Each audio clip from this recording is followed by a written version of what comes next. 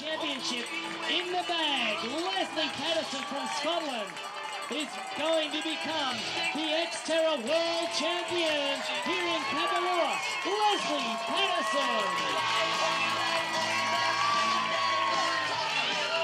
Let's begin with the swim today. Okay, swim. I was pretty nervous to start because I thought I had a good chance at winning it.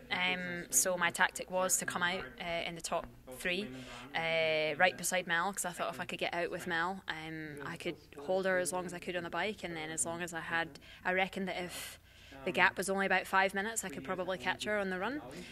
So I had a good swim, great transition. I'd been practicing that all week, and came out right in her wheel, and I rolled along about a mile and I had a puncture, and I thought, I don't believe this, I'm in the perfect position, I've got a puncture.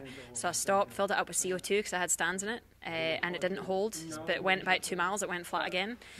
Had to get another CO2 out, filled it up, and it held that time. So by that point I was already 90 seconds, 2 minutes down, and I think I was just so angry.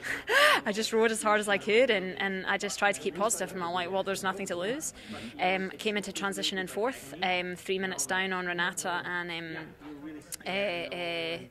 Marion, and 6.5 minutes behind Mel, and I thought, well, I'm just going to go as hard as I can. It's a good run for course for me. I'd pre-run it several times, and I went as hard as I could, and I felt great. And the time I passed Renata and Marion at about mile 2.5, so I'd taken 3 minutes and 2 miles. And I thought, I'm running well, so I knew I had a good chance of maybe catching her. And then with about 1.5 miles to go, I was 1:20 down, and then all of a sudden that 1:20 just dropped, and I saw her ahead, and I thought, this is it, I'm going to pass her.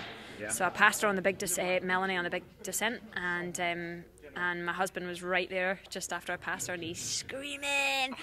And he couldn't believe it. And then we got down onto the riverbed, and I went arse over tit and fell over. And I thought, oh, God, because you're so fingers and thumbs by that point, you're exhausted. And then came around the beach and up for the win, and it was just awesome. What does it mean to you to be a world champion now? Oh, it's huge. I've spent years training, and all the people that have supported me, and I coach a lot of athletes. I have a lot of family support, and it's something that stays with you forever.